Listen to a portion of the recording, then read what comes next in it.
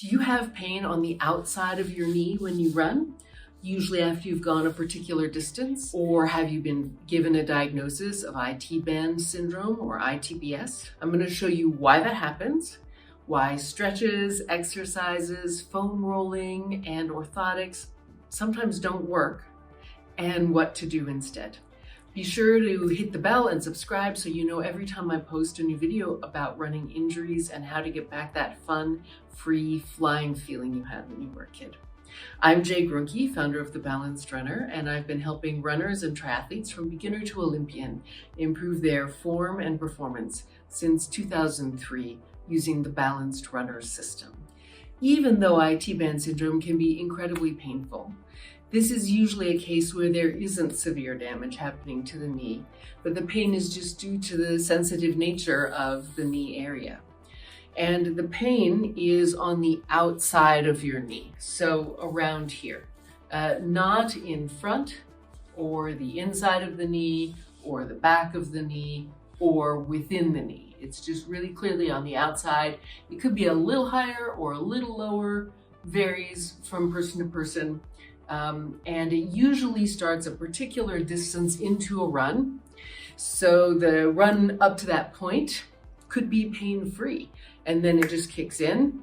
If you have a more severe case, you might not have that pain-free window at the beginning of a run, and you might even feel it when you're walking. It used to be said that IT band syndrome was due to the iliotibial band, which is a tough band of connective tissue that runs along the outside of the leg from hip to just below the knee, being tight. And so that led to treatment recommendations like stretching or rolling on a foam roller. So much fun. More recent theories involve perhaps the bottom of the IT band rubbing across the head of the fibula. So you have two lower leg bones. The outer one is the fibula, and this knob that you can feel below your knee and to the outside is the head of the fibula. So the idea is that it would rub back and forth underneath the bottom attachment fibers of the IT band. If that were the case, then that leads to treatment recommendations like manual therapy on that area, like Graston technique kind of scraping kinds of treatments, or icing for any of these. For the theory about the IT band compressing tissues underneath, mostly that's an exercise prescription, but still there could be some manual therapy or some stretching or something involved with that. In fact, the IT band is so tough that it's probably not the case that we can actually affect it with any of these methods, though we're probably impacting the nerves in the area, which are the ones sending the pain signals anyway. But in any case, I expect that we'll see more theories pop up about the exact source of the pain, and these will lead to more treatment recommendations. The fact is, all of these are Band-Aids, right? They're treating the symptoms of your IT band syndrome. They're not addressing there's not even bringing up the question of, well, why did this happen? We get closer to the cause of IT band syndrome when we consider classic movement hallmarks of the problem that everyone sees, including me, and that research confirms. And there are two of them. And one of them is a narrow step width. So that means that instead of your feet falling more or less in line with your hip joints when you run with a narrower gait, almost like you're on a tightrope. The other one is the knee turning inwards in stance when when the leg is supporting you. So that's called a valgus movement of the knee. And so instead of being, balance, instead of being here, you're here. And so for this one, commonly, you'll be given orthotics to support underneath the arch to try and push the knee into alignment, or you'll be given strengthening exercises, again, to try to facilitate good leg alignment. For the step width, you'll often be given just a gait cue to try and run with a wider gait. And if you've tried either of those or any of those three things, and you're watching this video, then it probably still didn't work for you. And the reason for that is that we still haven't gotten to the real question underneath all of these things, which is, why are you running that way?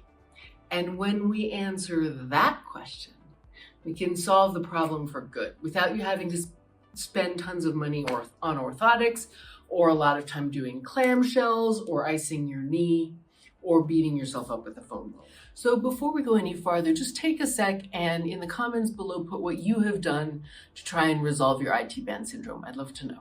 The reason why you might be landing with your foot too close to your midline or your knee coming inwards is because you need to do that to support your weight.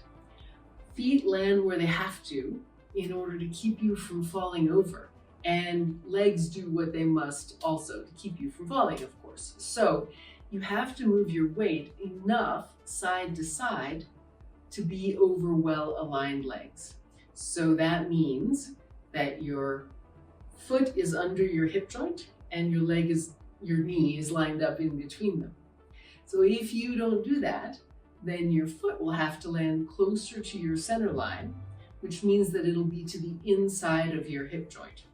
And that's very stressful on your outer hip and thigh and knee.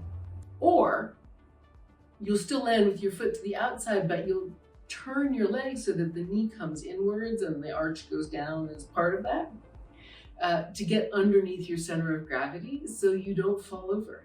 And again, that's very hard on your outer hip and thigh and knee.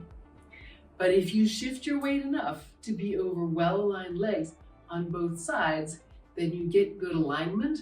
The stress on your leg, your outer leg, is relieved, the pain goes away, and you're free to run as much as you want. So there are actually a few classic ways that runners stop their weight from shifting properly side to side. The top one, however, is preventing their pelvis from tipping side to side. This is your primary mechanism for shifting your weight laterally when you run. And it also is part of your body's spring system. So when you fix this problem, not only does your knee pain go away, but you will also feel springier and more powerful, and you run better. So total win. If you have one leg that doesn't have IT band syndrome right now, you can actually feel how this works. If you stand on that leg, put your hands on your hips. You can look in a mirror if you want to see it, but you can also just, if you feel what this area under your hand does as you hop up and down, and you can watch my two hands here, you can feel how that works. So the pelvis tips as you push off.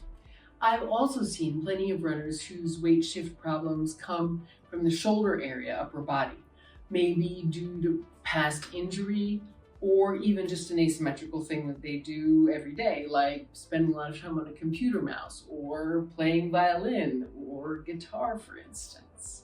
Ultimately, your side-to-side movement has to result in your head moving laterally over each foot, or it's not going to work. And problems can even originate in the head, either because you have a habit of tipping your head to the side, or even from your hairdo, if you have a side part with hair hanging across the eyes, so get a little clip, or a ponytail like me. It's really important to remember, though, that regardless of how you do it, this problem nearly always comes from the hip joints up, somewhere in this area of your body, and not from the knee or foot.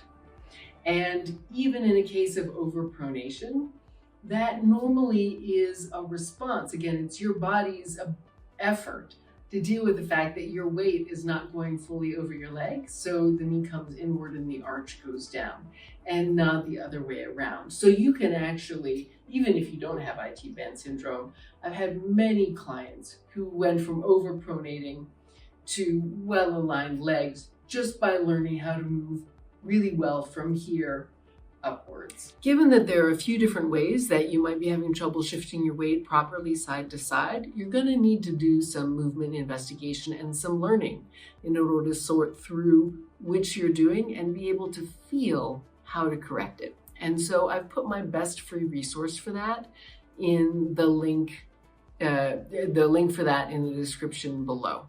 It's a mini course called Mastering Your Weight Shift, and it's helped a lot of runners improve their IT band syndrome, and feel how to begin running comfortably again.